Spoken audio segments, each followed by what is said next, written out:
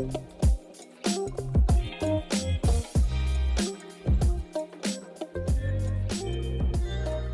are going to start in a comfortable seated position. Oh, I've got Twigs in here with me this morning.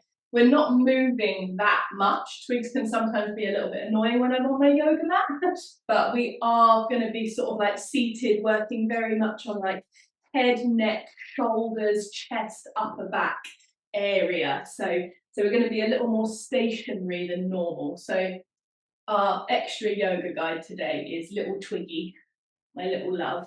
So anyway, we're going to start in that comfortable seated position.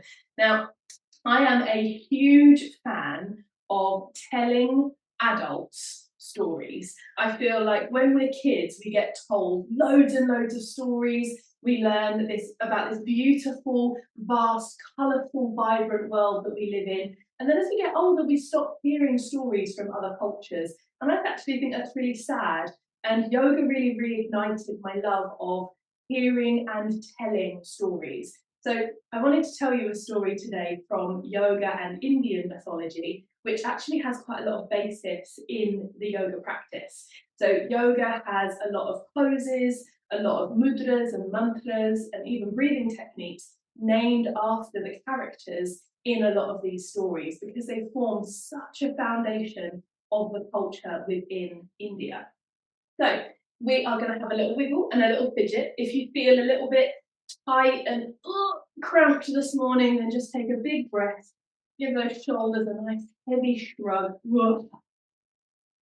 And then just taking a nice deep breath in and sigh it out. And close your eyes. I always find when I am listening or telling stories that closing my eyes really allows my imagination to come alive. So feeling that within yourself, that internal sight awakening. Now, the story I'd like to tell you today is about Ganesha. He is the Hindu god, and if you need a little reminder, he's the one with the elephant's head. And I'm going to tell you the story about how he got that elephant's head. So, born to Shiva and Parvati, he came into the world through the longing of his mother. Because Shiva used to go and meditate in mountains for decades, centuries at a time, and she started to feel lonely. So she wanted a child to share a life with, to teach her wisdom to. So in one moment when Shiva is back from the mountains, he impregnates Parvati and creates Ganesha. Ganesha is born once Shiva has returned to the mountains. So he doesn't get to meet him, but he knows that Parvati is happy and really feeling settled within herself with this new child. And they live a beautifully calm life together. One day, though, as I'm sure most mothers do, she needed to go for a bath. She needed some proper downtime. So she runs herself a bath and she says to Ganesha, I want you to guard the door. Make sure no one comes into the home. I'm in the bath. It's not right. And I need to rest. And of course, it was this moment when Shiva decides to come back home. And he barges through the door with this big energy. Ganesha has no idea who he is and thinks he's there to rob them. So he basically decides to start fighting his dad. And Shiva is having none of this. This is his house. He can do what he likes. So he cuts off Ganesha's head. Parvati hears the commotion, gets out of the bath, and tells Shiva what he's done, that he has in fact cut his own son's head off. In absolute hysterical tears, he runs into the woods and cries, only to be nudged by a baby elephant. This elephant just so happens to be Ganesha's best friend. And Shiva tells the elephant what he's done. And this elephant willingly offers his own head as a substitute for Ganesha's so that they could be combined. So Shiva humbly takes the baby elephant's head and journeys back home with it to place it onto Ganesha's body. And the moment that this elephant's head and Ganesha's body come together, all of their memories are infused together. Ganesha gets the long memory of an elephant as well as the natural wisdom of the elephant. So this is how he got his elephant's head. And while that is an incredibly fantastical story, it's really grounded in human experience, because sometimes we can feel as though we don't own our own head. It can feel like an alien just on top of, quickly sewn onto the body. So we're going to begin to really feel into the head. Just start with some gentle circles of the head and the neck, and feeling all that muscular sensation, noticing how you feel today. Does your brain feel like it's running your body? Does your body feel completely disconnected? And then bring your head all the way back to center, lifting length up through the spine. We're going to extend the arms all the way up towards the sky. Keep that right hand up over your head and gently place that left hand down beside you. We're going to drape the right forearm over the head, bringing the palm to the opposite side of the face, and breathe straight up. So keep both sides of the neck nice and long. And as you exhale, bring that head across and over, and start to feel that stretch all the way down the side of your neck, across the top of the shoulder. And you may even feel it down the arm if you wish to extend the palm and lift the fingers up towards the sky. And closing the eyes and feeling all of these sensations that can block all the pathways of messaging from the brain to the body and back again. And like Ganesha, we are trying to fuse these entities together so they don't feel separate, but they feel whole. And then inhaling as you lift the head, sweep your hand round to the back of your head, bring your chin nice and close to your chest. This is kind of like armpit sniffing territory. And then drop that forehead as low as you can. And hopefully you'll feel that the stretch has shifted from the very side of your neck all the way around into the back of your neck. You might even feel this through your upper back as well. Just relax that left hand down to the side so you can really turn that head into your arm. Imagine it's physically possible to breathe into this particular pocket of your body.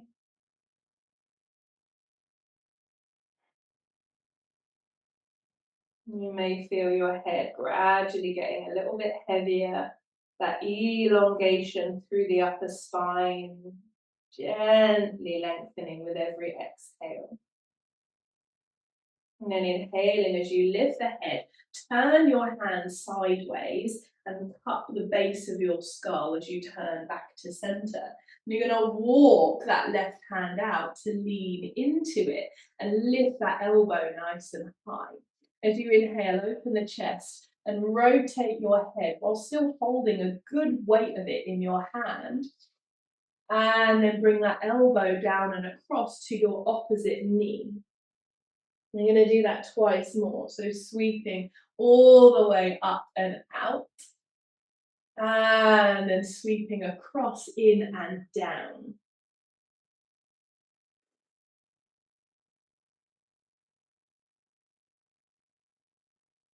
And as you curve, allow that right hand to hold your left knee. And we're going to lift all the way up through the spine and circle the left arm forwards, up, back and down. And you can either bring your fingertips to the floor behind you, or perhaps you want to wrap that arm around your back. And this can be particularly good if you want to do some shoulder rolls in that left shoulder. The shoulder, neck and head so interlinked. So just continuing that feeling of release so your brain and your body feel far more connected and less separate. And then inhaling as you come all the way through to center, lifting the arms nice and high to the sky. And sigh, let those arms drop into your lap. Nice. If you're cross-legged, swap your feet around. Otherwise, you can stretch your legs out in a different way. Make sure you're comfortable before we do that all on the other side. And it might feel a little bit at the moment like you're really lopsided. Like this side of the body is really long, and then this side of the neck's really long. So you might feel a little bit like a squiggly S. Reaching the arms up towards the sky. We're going to lower and relax through the right hand, and then drape that left forearm over the head, palm to the opposite side of the face. So really lengthening through both sides of the neck first. Reach straight up, and then guide that head across and over to feel that elongation or stretch all the way down the neck, across the shoulder, and if you like, into the arm by lifting the palm and extending those fingers up to the sky. Now, I think we can sometimes underestimate how much our brain has sway over how we feel, and how much how we feel can hold sway over what we think. After all, what we think, we become. What we feel, we think. It's a never-ending loop. And taking time to feel that real confluence of thinking and feeling, mind and heart, brain and body, all unified through movement and breath. Lifting the head and turning the head. Relax that right hand down. Again, we're real like sniff armpit territory with this position, but bringing that chin nice and close into the chest and letting your head really drop all the way down.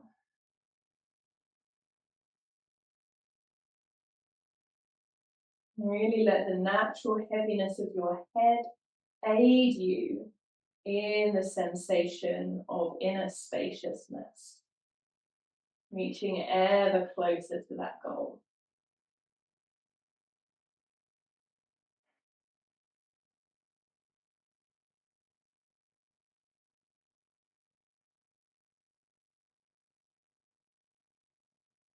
Exhaling as you lift the head, we're going to turn that palm to the side, cupping around the base of the skull and walking that right hand out to lean into our side body stretch. Taking that big, beautiful deep breath in to peel and open the chest, turning the head while you hold a good portion of it in your hand, and then rotate it across and down, the elbows sweeping across to the opposite knee.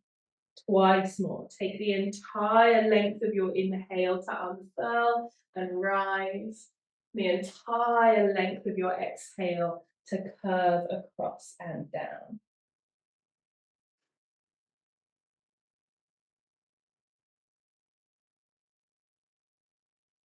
And as you come down, lower that left hand to your right knee. Rise up through the body. We're going to circle that right arm forwards and up, back and down. And you can either bring your fingertips to the floor behind you or wrap them behind your back.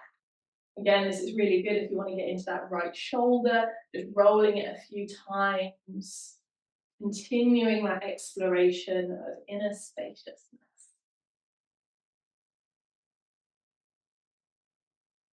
And then take a deep breath in as you sweep back to center, rising those hands back up over the head. And we're just going to interlace the fingers round the back of the head. Drop at least a third of your head weight into your hands. So try and hold your own head in your hands. Open through the chest, and as you exhale, squeeze your elbows into the side of your face and tuck your chin really close into your chest.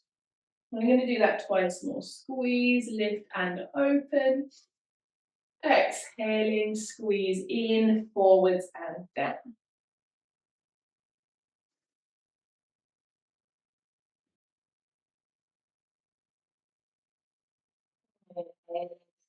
As you rise and lift open through the body, sweep those arms back to the sky once again as you inhale. Exhale, sigh and drop the arms.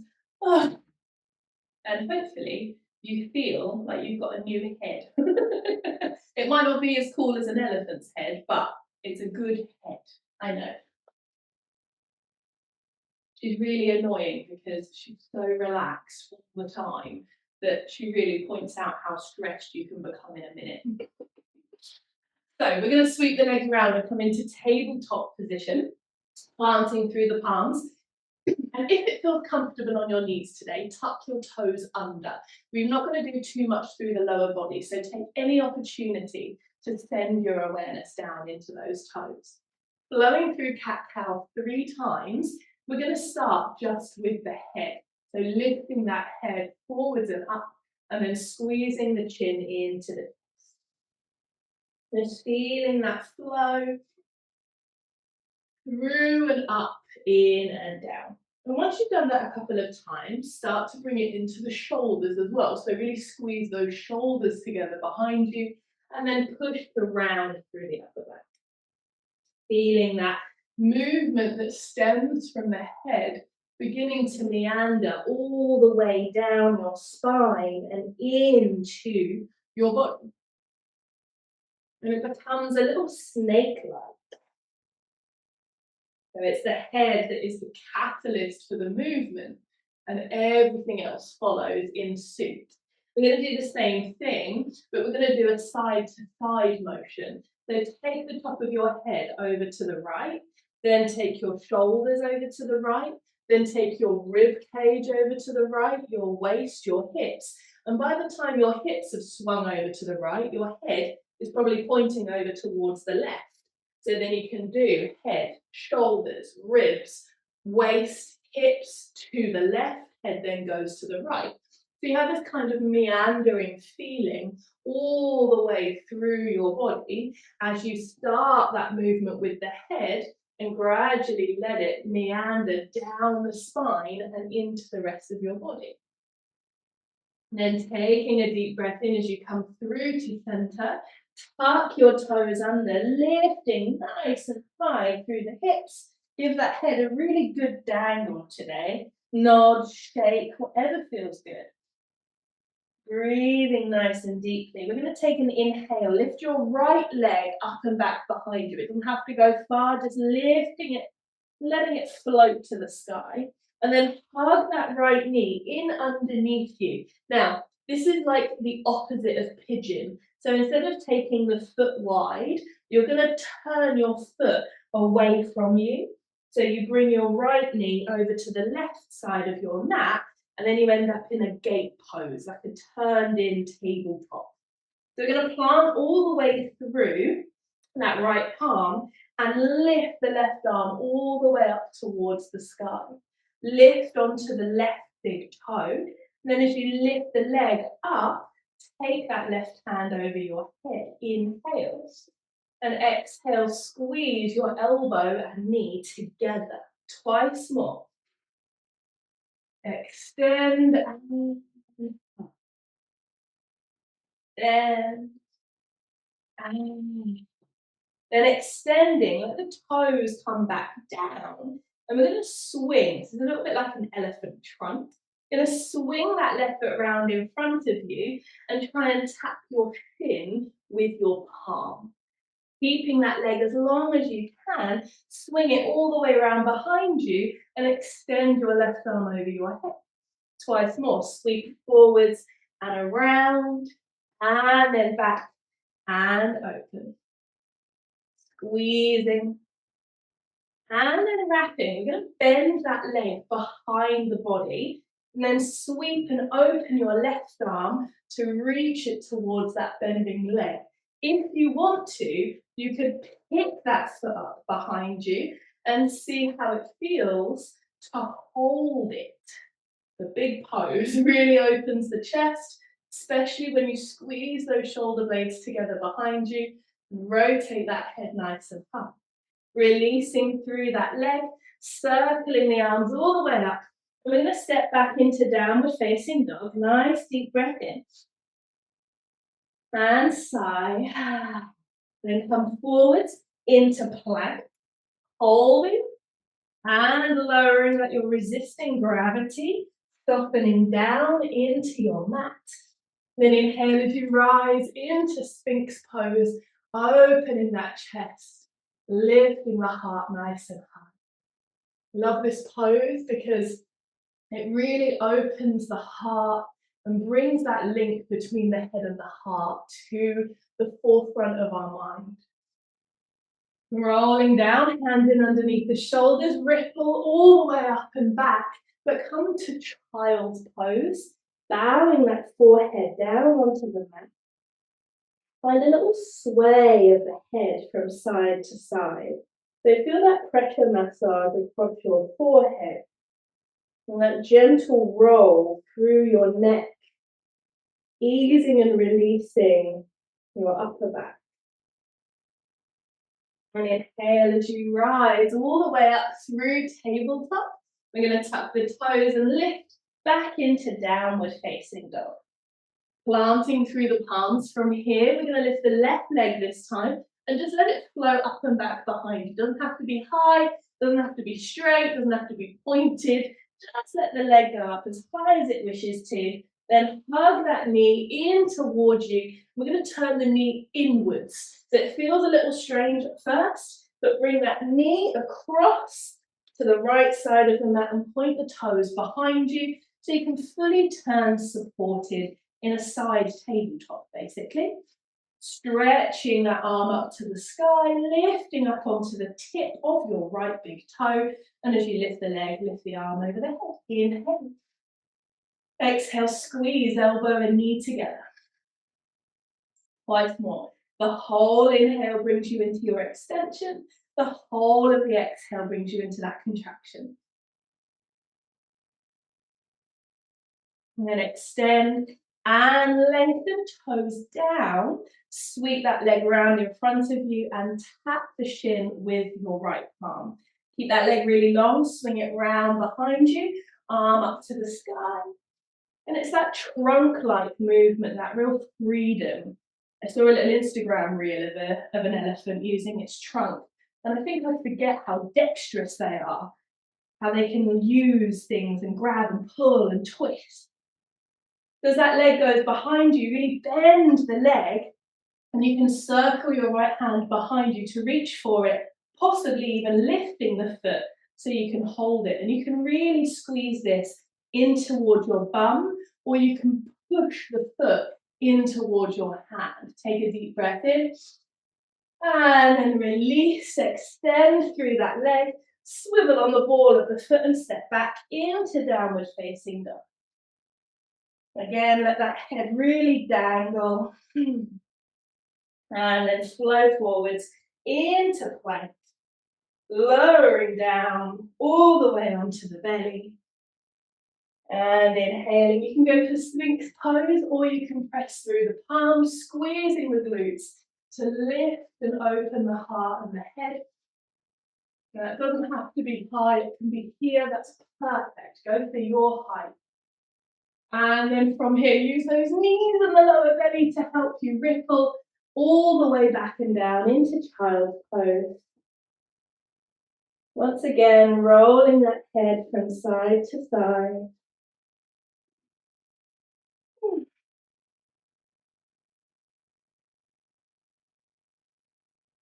And then inhaling as you bring those hands in to help you rise all the way up. And we're going to come back to seated. So sweep the feet and knees round to the same side. Find your comfortable seat. Lengthen through the spine. So it's not just movement that's inspired by these stories, it's also hand gestures.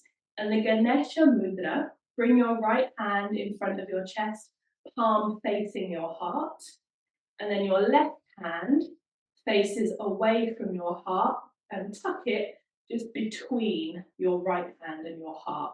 So you're overlapping your hands, palms and fingers, together.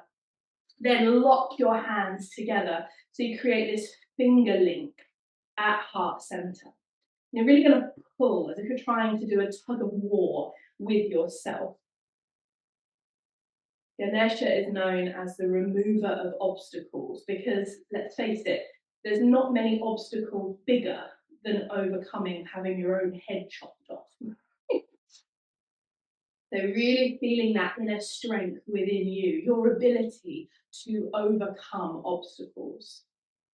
But obstacles aren't always things that we need to push down, walls that we need to break. Obstacles are also moments that we can reflect and pause. We might be able to get a slightly better view or perspective from an obstacle because it's a bit higher. So we don't always need to push and force. So keeping your hands as they are, just relax your shoulders and your elbows. Keep your hands at your heart. Keep that link as you start to close the eye. I think Ganesha's most wise teaching is that often when we see an obstacle, when we experience pushback, we think we've got to push twice as hard to get through it.